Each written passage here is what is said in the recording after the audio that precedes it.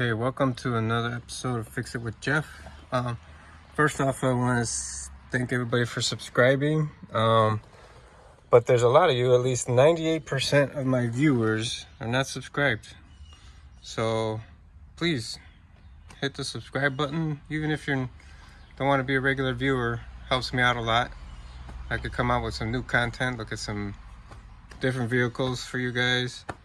So please subscribe. So on with the video. So today we are looking at an issue that we ran into with the trunk and fuel door release. So as you see, pressing these buttons and the trunk is not releasing.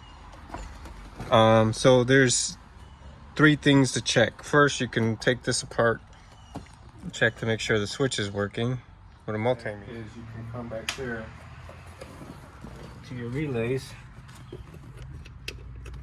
Your relays are behind the seat. There's two relays. There's two relays that are associated with this change. So it'd be relay 50, I think this says 53. So relay 52 and 50. So 52 is your trunk release and 50 is the fuel door release.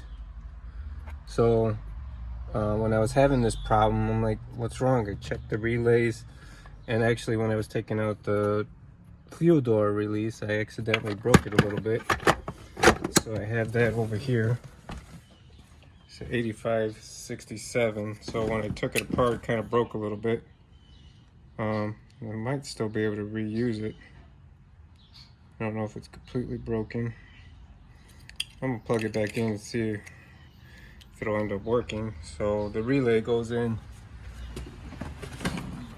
with the diagram facing this way. So I had already checked all of this for power, and I had the power that I needed. I mean, I didn't have power, so I was like, it's not even getting 12 volt. So I was really confused on what was going on.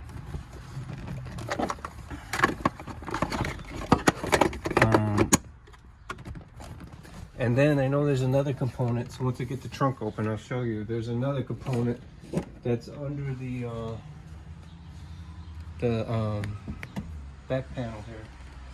That I don't know if I'll get in there and show you that, but there's another component that's actually the remote control. So from our remote, we're also not able to access the trunk, but you know, we can still do the locks. The locks work just fine.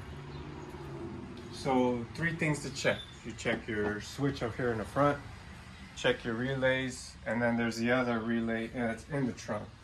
So what I found out, my valet switch here was turned to the on position. So you might want to also make sure you check that. So I went here, hit that to off, and look, there goes my fuel door, and there's my trunk release now.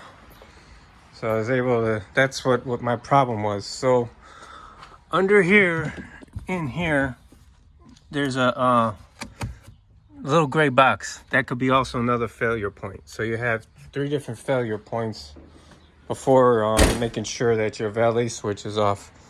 And one thing I also figured out is that when that happened, what I could do is if I hit this a little hard, I can open up my fuel door at least. So that way I can still access my fuel. My trunk, yeah, I can access it with a key, but I don't know if you've seen my previous video. My key that's for this car is sitting in the collar here. So I can't access, I'd have to get that key out, get a key made, and then, you know, I can have that as an emergency just to access the trunk. But that was my problem, is that this switch was switched to the on position. So this is how your switch should be to ensure that you're not, that you have access to your trunk. So we'll also show you that, yeah, now I have access with my remote. So I don't know if you heard that, but now my trunk opened. So that was my issue this whole time. Make sure you check your failure points, check your relays, and check the transponder, which has a wireless transponder that talks to the remote. So actually, if your remote doesn't work and the buttons work, most likely your transponder in the trunk is bad. So I hope this video was informative and you learned something from it. Make sure to like and subscribe. Most of all, subscribe and give me a comment. Until next time, fix it with Jeff.